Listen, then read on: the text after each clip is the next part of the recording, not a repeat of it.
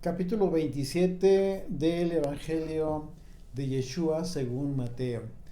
Esta es la segunda parte de este estudio y bueno, recordarán que este estudio lo titulamos La crucifixión de Yeshua. Estamos viendo todo el transcurso después de que Yeshua fue enjuiciado por las autoridades religiosas de Israel en aquel entonces, cómo fue que fue arrestado y el proceso de, de su juicio, es decir, cuando lo presentaron ante Poncio Pilato, el pueblo pidiendo su muerte, su crucifixión y decidiendo por Barrabás en lugar del Hijo de Dios. Así de que, pues bueno, en esta segunda parte vamos a analizar a partir de los capítulos 32, del versículo 32 del capítulo 27 del Evangelio de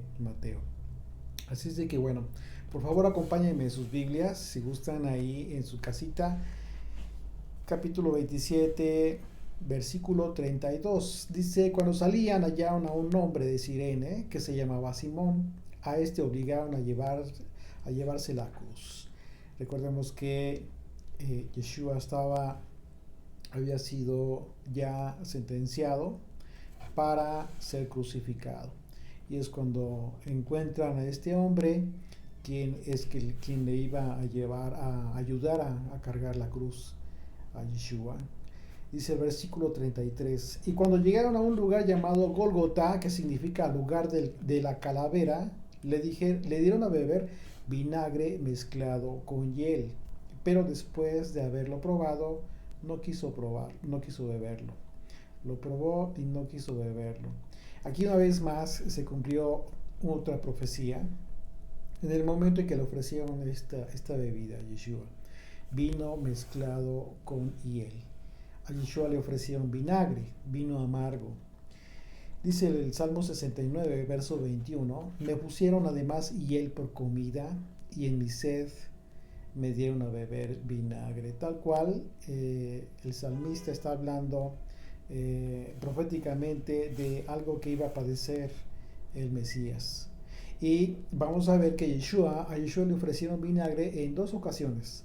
Sin embargo, vemos que rechazó beberlo la primera ocasión. Esta primera ocasión lo probó, pero no lo bebió. Y en un sentido alegórico del aspecto de la profecía, para Yeshua el acto de beber este vinagre la segunda vez, como vamos a ver más adelante, que es cuando sí lo bebe, tiene todo el sentido porque se está hablando, podrías tú comprenderlo, entenderlo en un sentido alegórico acerca de la ley de los celos. Si tú ya estudiaste el libro de Números, te vas a dar cuenta que ahí vemos una analogía en los mandamientos descritos por el Señor acerca de esta ley muy especial. Números capítulo 5, a partir del verso 11. Acompáñame en tu Biblia, vamos a hacer esta lectura de estos versículos que hablan de esta ley muy especial acerca del marido que consideraba que su mujer le había sido infiel. Y tiene toda la analogía relacionada con Dios y su pueblo, Israel. El pueblo que había sido infiel. Así es de que con esta perspectiva vamos a leer este mandamiento. Números capítulo 5 a partir del verso 11. Dice, también el Señor habló a Moisés diciendo, habla a los hijos de Israel y diles, si la mujer de alguno se descarriare y le fuere infiel, y alguno cohabitare con ella y su marido no lo hubiese visto por haberse ella amancillado ocultamente, ni hubiere testigo contra ella, ni hubiere sido sorprendida en el acto, si viniere sobre él espíritu de celos, y tuviere celos de su mujer, habiéndose ella amancillado. Aquí un paréntesis, muy interesante, muy importante, que la escritura habla de un espíritu de celos. Estamos hablando de un aspecto espiritual y no de un problema mental, no de una afectación psicológica mental del esposo con celos enfermizos. Aquí pudiéramos entenderlo en un sentido quizás más correcto, cuando los celos pudieran estar fundados en base a un aspecto espiritual. Recuerden que se mueve un aspecto espiritual que, si bien no somos conscientes, no lo vemos, no lo percatamos, no lo percibimos con nuestra mirada, nuestros sentidos al 100%, sí estamos inmersos en un mundo espiritual en el cual, por supuesto, que somos afectados en uno o en otro sentido.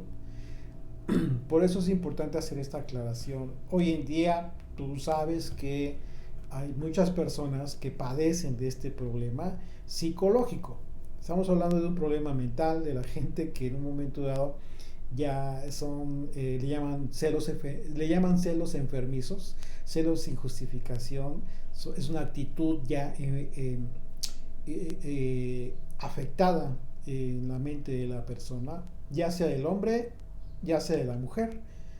Y los celos son normales hasta cierto punto. Es lógico, por supuesto. Dios mismo habla de su celo con relación a su pueblo. Recordemos que en esta alegoría entre Dios y su pueblo entendemos esta relación como el esposo y la amada. Así es que, y en diversos pasajes de la Escritura se habla de el Dios celoso. Sobre todo en los aspectos relacionados con los pasajes relacionados con la idolatría, cuando el pueblo es infiel. Así es de que, sí, ya hablando entre hombre y mujer, pues bueno, pueden llegar a ser normales, naturales, pero hasta una medida prudente, sana, por supuesto, sana.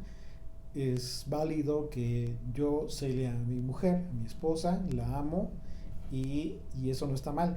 Estaría mal que en todo momento que ya tuviera yo una actitud enfermiza a grado tal de incluso hacerle la vida ya imposible a mi esposa. Eso sí estaría muy mal.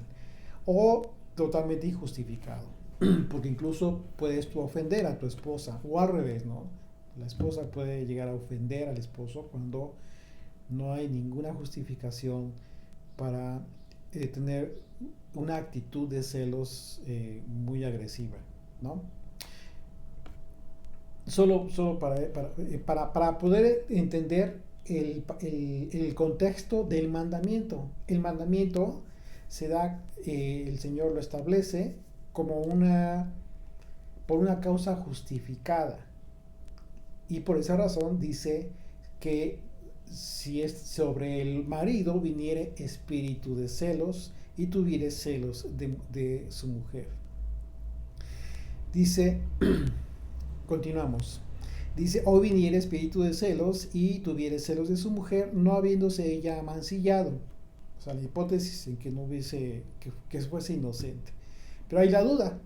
Ahí está la duda. Verso 15. Entonces el marido traerá a su mujer al sacerdote y con ella traerá su ofrenda, la 10ª parte de un efa de harina de cebada. No echará sobre ella aceite, ni pondrá sobre ella incienso, porque es ofrenda de celos, ofrenda recordativa que trae a la memoria el pecado. Y el sacerdote hará que ella se acerque y se ponga delante del Señor, y luego tomará el sacerdote del agua santa en un vaso de barro. Tomará también el sacerdote el polvo que hubiese en el suelo del tabernáculo. Aquí estamos viendo un aspecto muy importante, porque esto tiene que ver con algo sobrenatural. ¿Ok? Aquí lo interesante de este mandamiento, algo sobrenatural que iba a suceder justo en el tabernáculo y no fuera, no en otro lugar. Así es de que esto solamente podría llevarse a cabo en presencia del sacerdote, obviamente la persona autorizada por la ley para llevar a cabo este ritual, y en el santuario. Como muchos otros mandamientos que solamente podían tener lugar en el tabernáculo, en el templo de Jerusalén, pero no en otro lugar. Verso 16, y el sacerdote hará que ella se acerque y se ponga delante del Señor. Luego tomará el sacerdote del agua santa en un vaso de barro, tomará también el sacerdote del polvo que hubiere en el suelo del tabernáculo y lo echará en el agua. Y hará el sacerdote estar en pie a la mujer delante del Señor y descubrirá la cabeza de la mujer y pondrá sobre sus manos la ofrenda recordativa, que es la ofrenda de celos. Y el sacerdote tendrá en la mano las aguas amargas. Aquí subraya tu escritura. Dice las aguas amargas que acarrean maldición. Y el sacerdote conjurará y le dirá: si ninguno ha dormido contigo, y si no te has apartado de tu marido a inmundicia, libre seas de estas aguas amargas que traen maldición. Mas si te has descarriado de tu marido y te has amancillado, y ha cohabitado contigo alguno fuera de tu marido, el sacerdote conjurará a la mujer con juramento de maldición y dirá a la mujer: el Señor te haga maldición y execración en medio de tu pueblo, haciendo el Señor que tu muslo caiga y que tu vientre se hinche. Y esas aguas que dan maldición entren en tus entrañas y hagan hinchar tu vientre y caer tu muslo. Y la mujer dirá: amén, amén. Verso 23. El sacerdote escribirá estas maldiciones en un libro y las borrará con las aguas amargas, y dará a beber a la mujer las aguas amargas que traen maldición, y las aguas que obran maldición entrarán en ella para amargar. Después el sacerdote tomará de la mano de la mujer la ofrenda de los celos y la mecerá delante del Señor y la ofrecerá delante del altar. Y tomará el sacerdote un puñado de la ofrenda en memoria de ella y la quemará sobre el altar. Después dará a beber las aguas a la mujer. Le dará pues a beber las aguas, y si fuera inmunda, hubiere sido infiel a su marido, las aguas que obran maldición entrarán en ella para amargar, y su vientre se hinchará y caerá su muslo, y la mujer será maldición en medio de su pueblo. Mas si la mujer no fuera inmunda, sino que estuviera limpia, fíjate, aquí esta es lo que pudiera ser una maldición se convertiría en una bendición. Sino que estuviera limpia, ella será libre y será fecunda. No solamente será libre, sino muy fecunda. Es la ley de los celos, cuando la mujer cometiere infidelidad contra su marido y se amancillare, o del marido sobre el cual pesare espíritu de celos. Aquí estamos ya viendo las dos hipótesis. El caso de que efectivamente fuera la mujer culpable, o el caso de que fuera inocente, pero que en el hombre estuviera este espíritu de celos y tuviera celos de su mujer. La presentará entonces delante del Señor, y el sacerdote ejecutará en ella toda esta ley. Y el hombre será libre de iniquidad, y la mujer llevará su pecado. Estamos hablando de la hipótesis en el que hubiese sido culpable. Así es de que, como en este caso, la mujer es Israel, está representada ya a nivel, en un aspecto profético, hablando ya de la cruz, de la muerte de Yeshua, y en el aspecto alegórico. Recordemos que Israel es como la mujer, la esposa, la amada de Dios.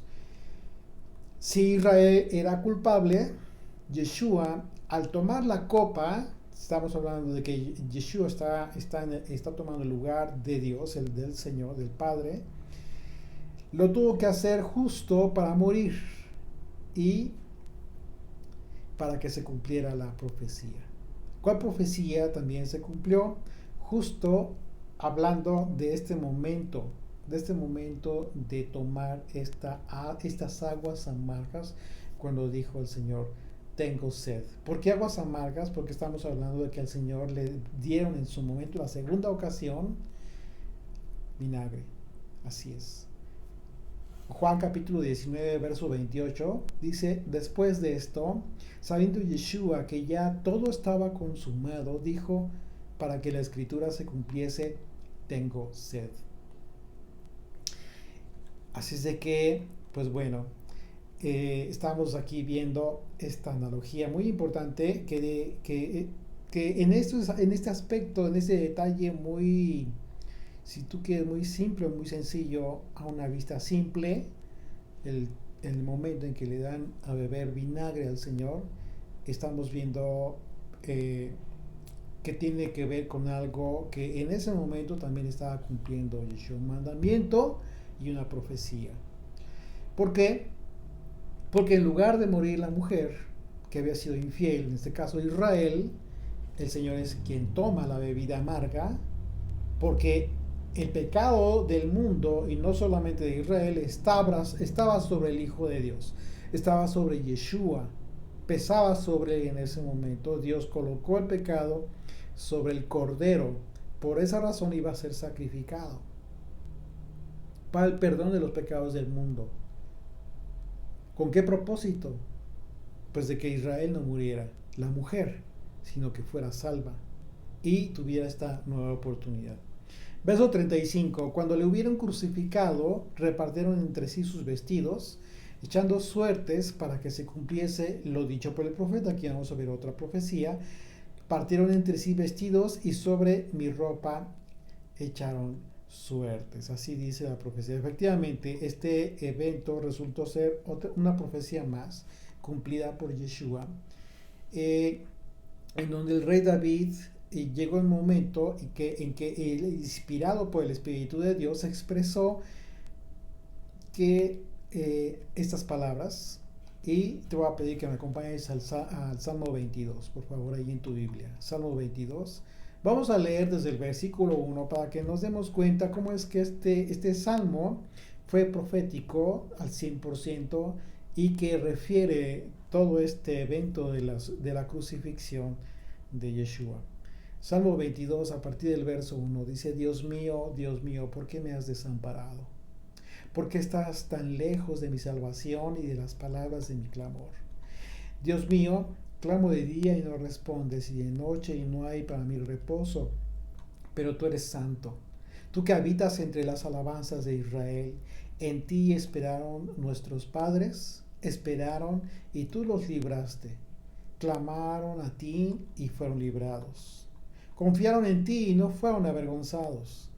Mas yo soy gusano y no hombre, oprobio de los hombres y despreciado del pueblo.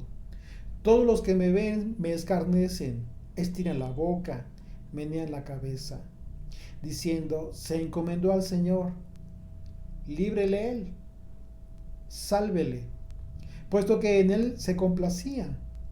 Pero tú eres el que me sacó del vientre y el que me hizo estar confiado desde que estaba a los pechos de mi madre.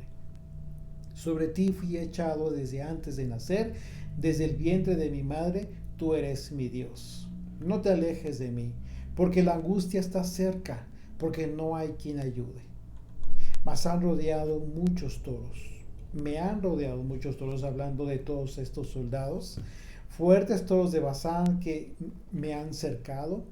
Abrieron sobre mí su boca como león rapaz y rugiente.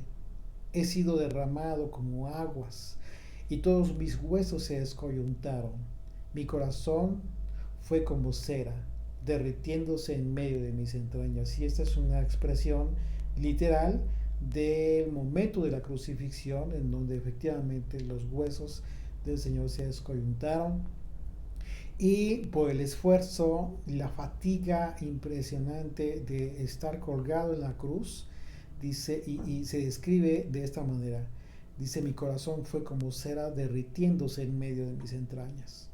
Como un tiesto se secó mi vigor y mi lengua se apagó, y mi lengua se pegó a mi paladar, y me has puesto en el polvo de la muerte. Porque perros me han rodeado, me han cercado cuadrilla de malignos, horadaron mis manos y mis pies. Aquí el momento literal en que se describe los clavos en el cuerpo del Señor pegados a la cruz.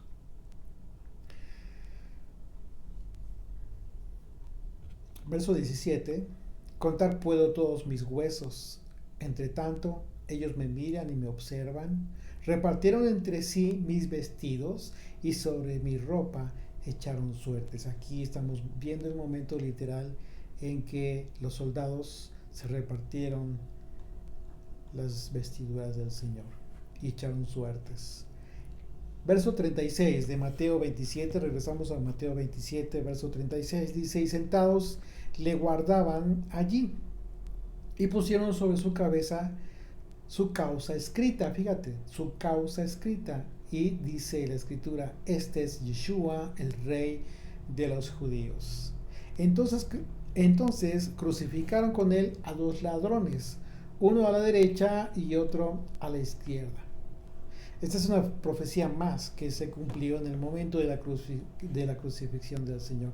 Dice Isaías capítulo 53, verso 12, por tanto, yo le daré parte con los grandes y con los fuertes repartirá despojos, por cuanto derramó su vida hasta la muerte y fue contado con los pecadores, habiendo él llevado el pecado de muchos y orado por los transgresores. Fue puesto con los pecadores. A eso se refiere el momento en que fue crucificado junto con dos ladrones.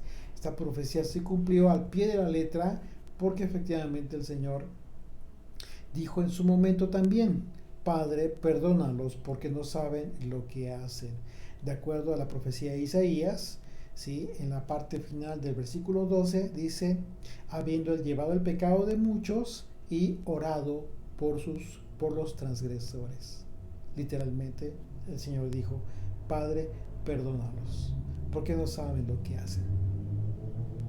Lucas 22, versículo 37, dice, porque os digo que es necesario que se cumpla todavía en mí aquello que está escrito. Y fue contado con los inicuos, porque lo que está escrito de mí tiene cumplimiento.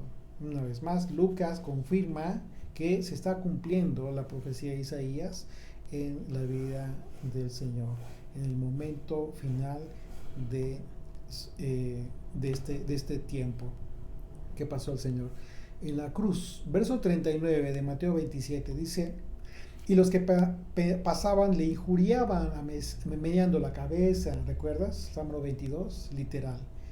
Y diciendo, tú que derribas el templo en 3 días y lo reedificas, sálvate a ti mismo si eres hijo de Dios, desciende de la cruz.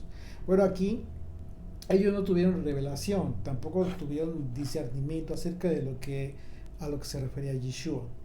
Cuando habló del templo, ¿sí? Cuando habló del templo, Yeshua estaba hablando en 2 sentidos. Primero, proféticamente dejaría de existir ese templo, el templo de Jerusalén, como sucedió tal cual en el año 70 después de Yeshua. Y el segundo aspecto tiene que ver con el hecho de que también habló de su propio cuerpo, habla del templo, ya que está hablando de la resurrección después de 3 días. ¿Okay? Y son pasajes distintos, por supuesto. Juan, capítulo 2, el Evangelio de Juan, capítulo 2, verso 19, dice, respondió Yeshua y les dijo, destruid este templo y en 3 días lo levantaré. Literalmente se está refiriendo a su cuerpo en este pasaje. Dijeron luego los judíos, en 46 años fue edificado este templo y tú en 3 días lo levantarás. Mas él hablaba del templo de su cuerpo. Por tanto, cuando resucitó de entre los muertos, los discípulos se acordaron que había dicho esto y creyeron la escritura y la palabra de Yeshua que había dicho. En otro pasaje se habla de aquel momento en el que saliendo del templo, sus discípulos se acercan y le dicen, Señor, ¿has visto los edificios del templo? Qué hermosos son, etcétera, etcétera. Y en ese momento el Señor les dijo, literalmente, que no quedaría piedra sobre piedra de todo de toda esa construcción hermosa hecha por manos de hombre. Dos eventos son dos aspectos distintos y que ni uno ni otro entendieron. Por supuesto, no tenían revelación los líderes judíos. Así es de que, bueno, dice el verso 41, de esta manera también los principales sacerdotes, escarneciéndole con los escribas y los fariseos y los ancianos, decían, a otro salvó, a sí mismo no se puede salvar. Si es rey de Israel, descienda ahora de la cruz y creeremos en él. Confío en Dios, líbrele ahora si le quiere, porque ha dicho soy hijo de Dios. Esta expresión de soy hijo de Dios efectivamente fue lo que calificaron ellos como la supuesta blasfemia, pero no fue ninguna blasfemia, como ya lo estudiamos, ya lo analizamos en estudios anteriores previos a este. Efectivamente fue real, fue tal cual, solo que ellos no tuvieron el discernimiento para recibirle. Normalmente se dice que los líderes religiosos escarnecían a Yeshua porque ellos no le creían que fuese el Mesías. Aquí vamos a establecer una diferencia en este aspecto. Porque, y por eso le decían que bajase de la cruz. Ellos solo esperaban al Mesías, al hijo de David, al reinante, pero no al Mesías sufriente. ¿Okay? Sin embargo, habría que considerar en este aspecto, habría que considerar que en realidad quien quería que el Hijo de Dios fuera muerto, ¿quién era? Satanás. Y en consecuencia sus seguidores, por supuesto, claro que sí. Porque sus seguidores, de acuerdo a diversos señalamientos que hizo Yeshua a muchos líderes religiosos, les adjudicó él mismo el denominativo de hijos de su padre el diablo. Les dijo así fuertemente, pero no fue una expresión que se haya ocurrido a Yeshua. Por supuesto que tenía todo el sentido. Así es de que debemos entender por qué razón dijo eso Yeshua. Él sabía perfectamente que había involucrados dentro del pueblo de Dios, dentro incluso del liderazgo judío, que no creerían, no solamente no creerían, sino que serían hijos del diablo. Como les dijo en otra ocasión también, serpientes. Y eso es muy importante porque también podríamos nosotros estar hablando y ser conscientes de que dentro del liderazgo judío también había muchos que creyeron en él. De hecho, los pasajes de la Escritura en el Nuevo Testamento se describe como muchos de la secta de los fariseos creyeron. También de los sacerdotes creyeron en Yeshua y le seguían. Tenemos el concilio de Jerusalén que se describen muchas de estas personas que tenían relación con el liderazgo, por supuesto, y eran líderes, pero creyeron. Pero de la misma manera muchos otros no creyeron, y también dentro de todos ellos estaban involucrados estos que de acuerdo a las propias palabras y la expresión de Yeshua, pues tenía que ver con aquellos que seguían a Satanás o eran seguidores del maligno. Así que en parte, efectivamente, mucho pueblo judío se encontraba impedido por voluntad divina para no reconocer al Mesías. Sin embargo, debemos reconocer que había muchos líderes judíos que sí creían. Dice Mateo capítulo 21, verso 37, finalmente les envió su hijo diciendo, tendrán respeto a mi hijo. Yeshua está hablando de una parábola. Dice, mas los labradores, cuando vieron al hijo, dijeron entre sí, este es el heredero, venid, matémosle y apoderémonos de su heredad. Y tomándole, le echaron fuera de la viña y le mataron. Estamos hablando de la parábola de los labradores malvados, que efectivamente con esto el Señor estaba advirtiendo, estaba profetizando, estaba anunciando que había muchos líderes judíos que estarían queriéndole matar y que finalmente lograrían su propósito, como en esta ocasión, como lo vemos en el capítulo 27 del Evangelio de Mateo. Dice el verso 44, regresamos a Mateo 27. Verso 44, lo mismo le injuriaban también los ladrones que estaban crucificados con él, fíjate. Y desde la hora sexta hubo tinieblas sobre toda la tierra hasta la hora novena. ¿En qué tiempo estamos hablando? Estamos hablando de las 12 del día hasta las 3 de la tarde. Cerca de la hora novena, Yeshua clamó a gran voz diciendo, Elí, Elí, lama sabactani. Esto es, Dios mío, ¿por qué me has desamparado? Así empieza el Salmo 22 que acabamos de leer hace un momento. Así es de que te estás dando cuenta cómo es que el Salmo 22 es una visión profética que el Señor le da a David para que exprese lo que el hijo de David diría en su momento, y con todo el propósito, por supuesto. Yeshua dijo, Eli, Eli, sabactani. Lama sabactani, porque estaba cargando el pecado del mundo y Dios no tiene comunión con el pecado. Este fue un punto muy crítico para Yeshua. Por esa razón, él antes de todo esto oró.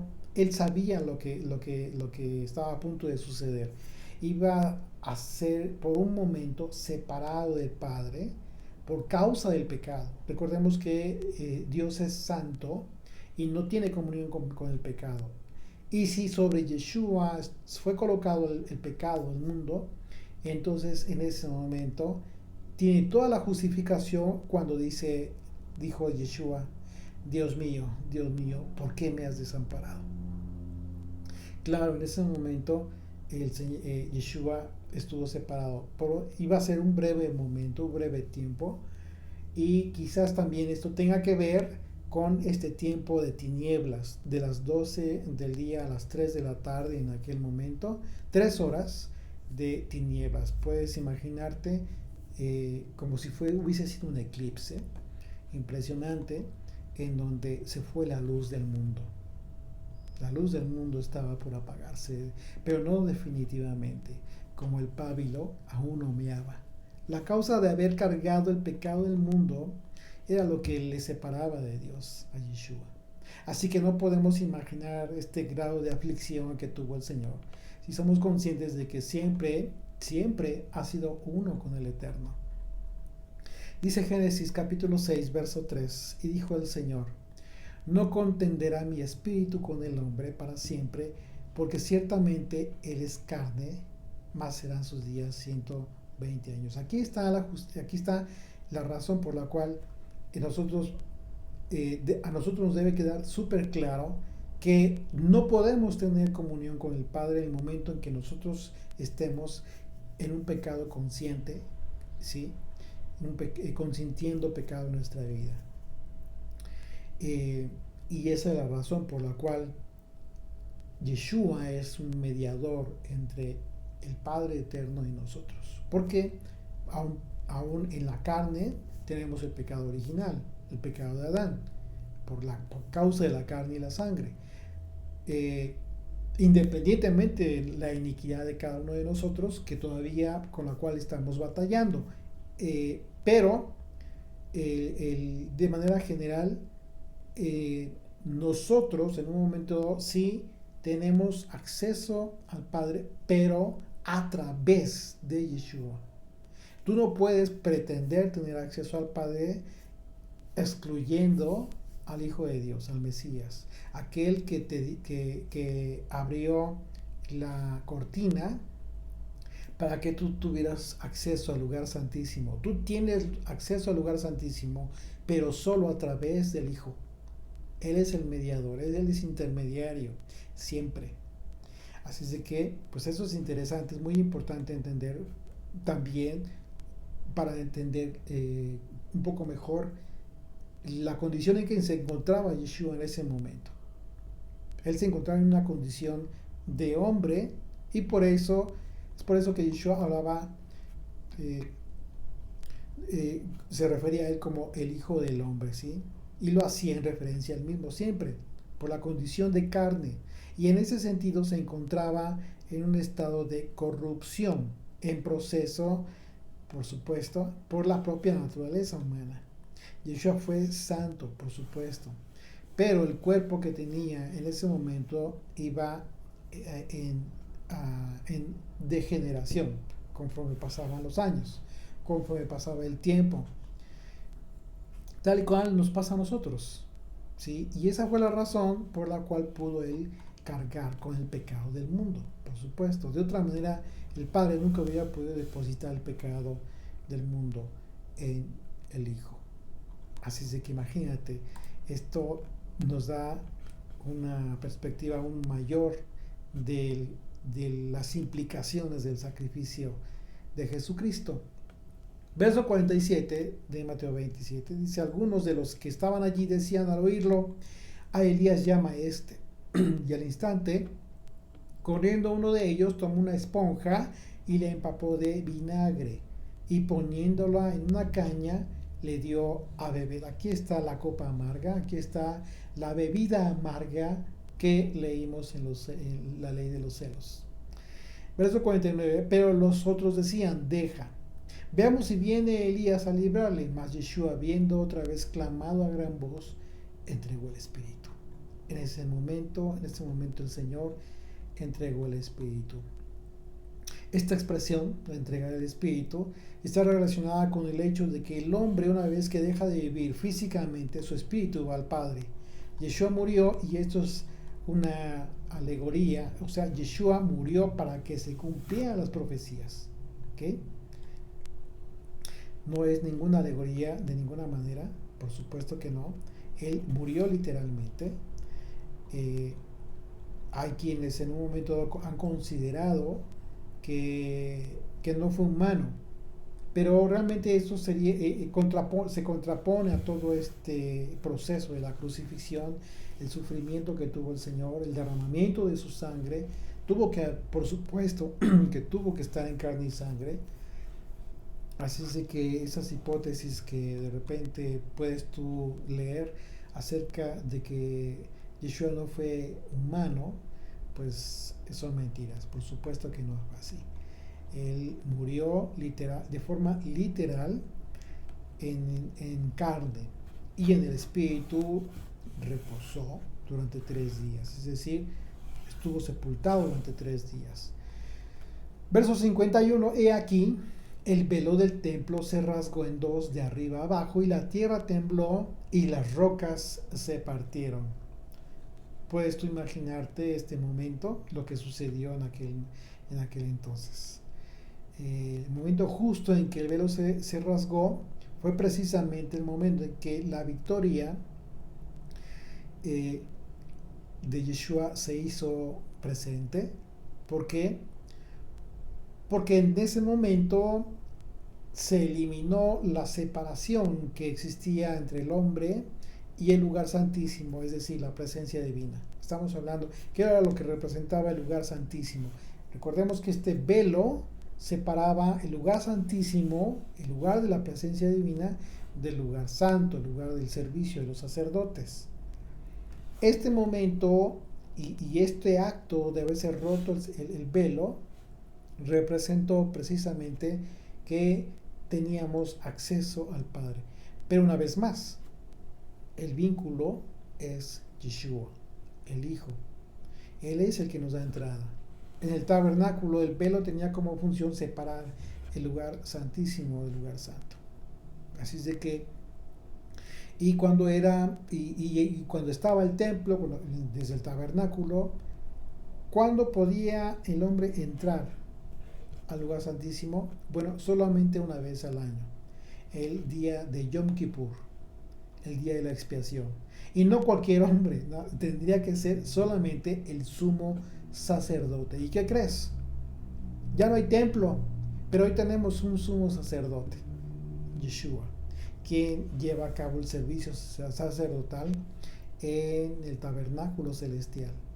Así es de que, pues, en el tabernáculo, en aquel entonces, Después, después en el templo, ¿sí?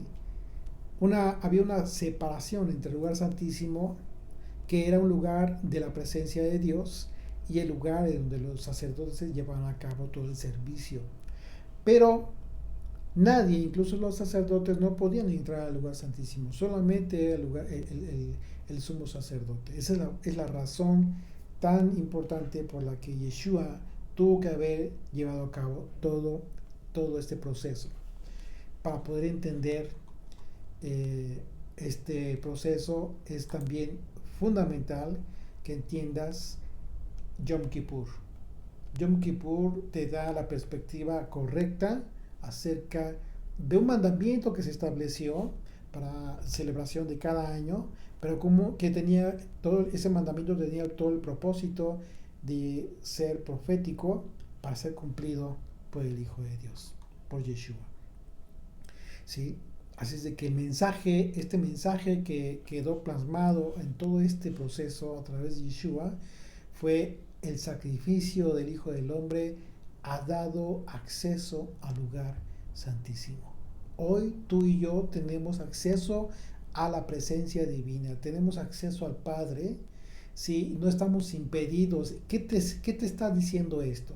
¿Qué significa lo que el autor de la carta a los Hebreos está confirmando a partir de la cruz de Yeshua?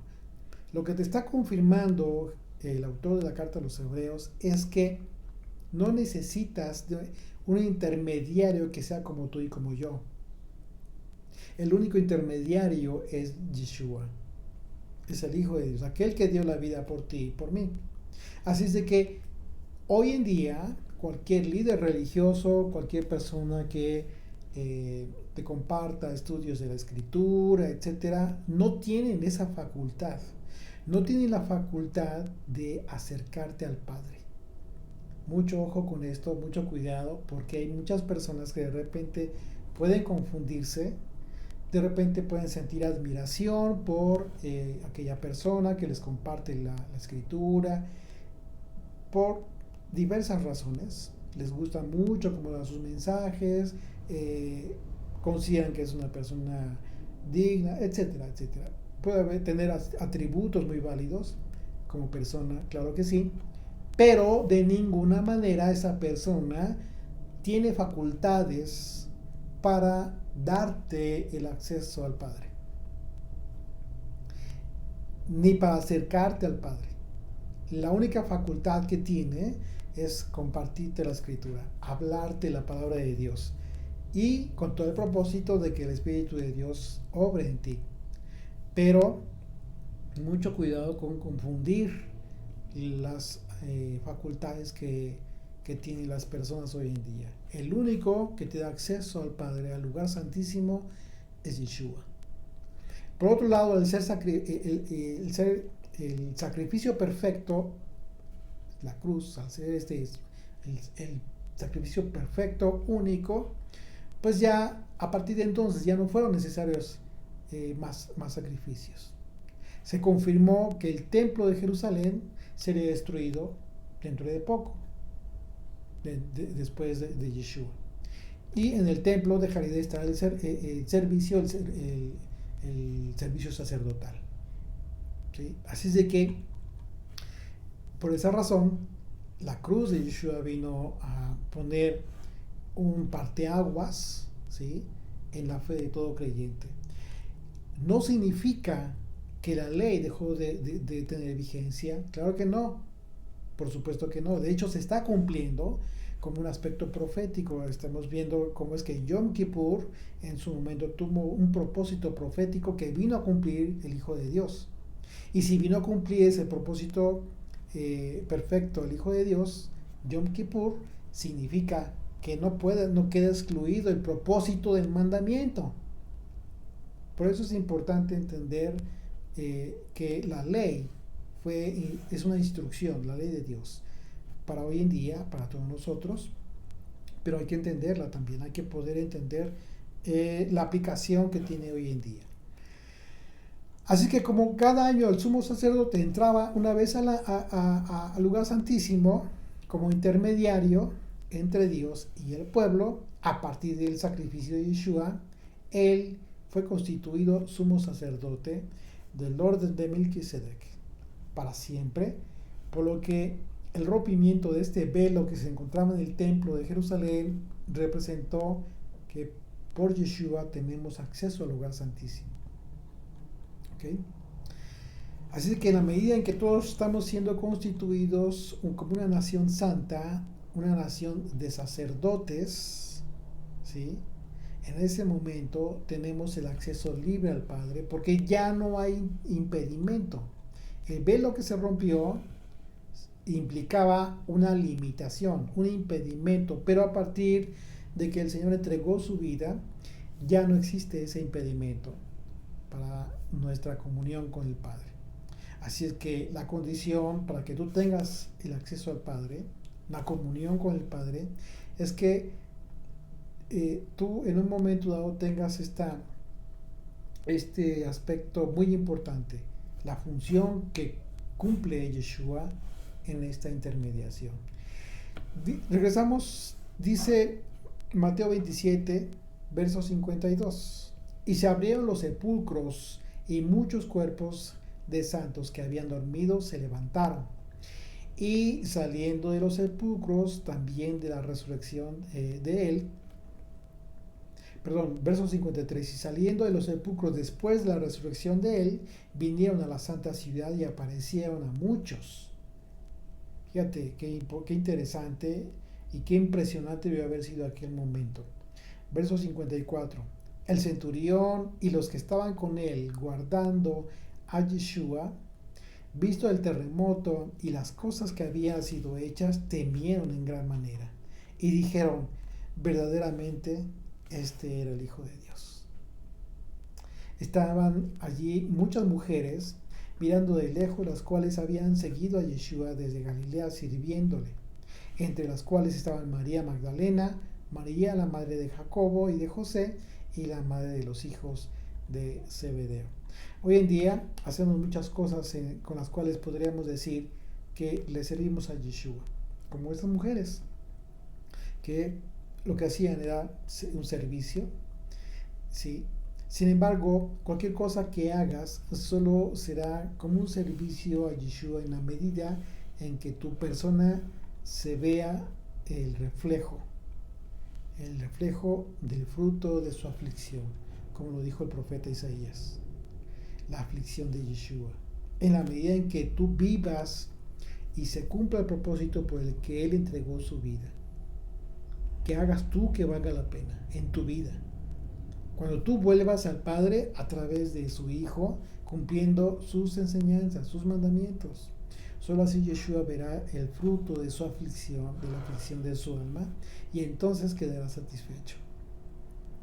Dice el versículo 57, cuando llegó la noche, vino un hombre rico de Arimatea, llamado José, que también había sido discípulo de Yeshua, y este fue a Pilato y pidió el cuerpo de Yeshua. Entonces Pilato mandó que se le diese el cuerpo, y tomando José el cuerpo, lo envolvió en una sábana limpia y lo puso en su sepulcro nuevo, que había labrado en la peña.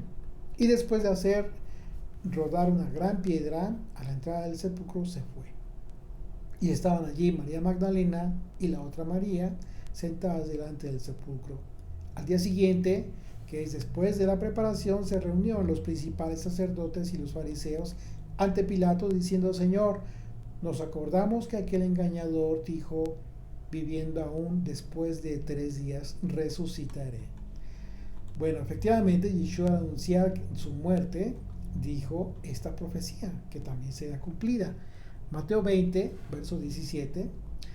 Subiendo Yeshua a Jerusalén, tomó a sus 12 discípulos aparte en el camino y les dijo, he aquí, subimos a Jerusalén y el Hijo del Hombre será entregado a los principales sacerdotes y a los escribas y le condenarán a muerte y le entregarán a los gentiles para que le escarnezcan, le azoten y le crucifiquen, mas al tercer día resucitará.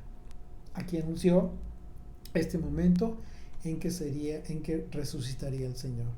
Pero El propósito por el cual están informando aquí a las autoridades es porque ellos tenían temor de que fuera robado el cuerpo del Señor por sus discípulos. Recordemos que ellos no creían en esto.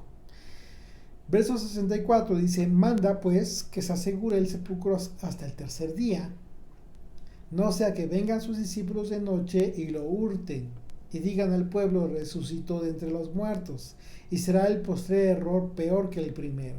Y Pilato les dijo, ahí tenéis una guardia, id a asegurarlo como sabéis. Entonces ellos fueron y aseguraron el sepulcro, sellando la piedra y poniendo la guardia.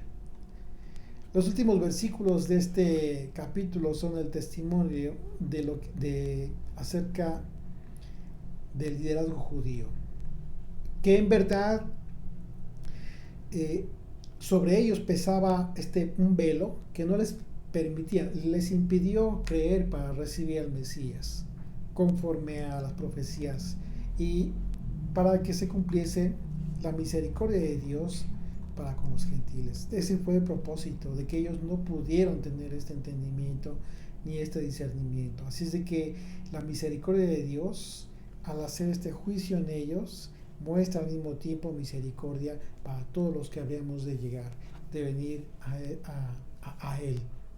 El hecho de haber dicho que temían porque el cuerpo de Yeshua fuese robado para montar una mentira, pues esa es la prueba más clara de que efectivamente hasta este punto jamás creyeron que Yeshua en verdad era el Hijo de Dios, como le sucedió a aquel centurión que vio aquello que se manifestó de forma sobrenatural, temblor, etcétera, después de la muerte de Yeshua, que fue lo que dijo, verdaderamente este era el Hijo de Dios. Pero aquí vemos a estos que están aún no creyendo que resucitaría al tercer día. Así es que no se trató de un simple rechazo, sino de un aspecto sobrenatural tan poderoso que les rebasó en su conciencia para oír, pero no entender. Para haber visto todas sus maravillas del Señor que hizo Yeshua, pero no las comprenderían.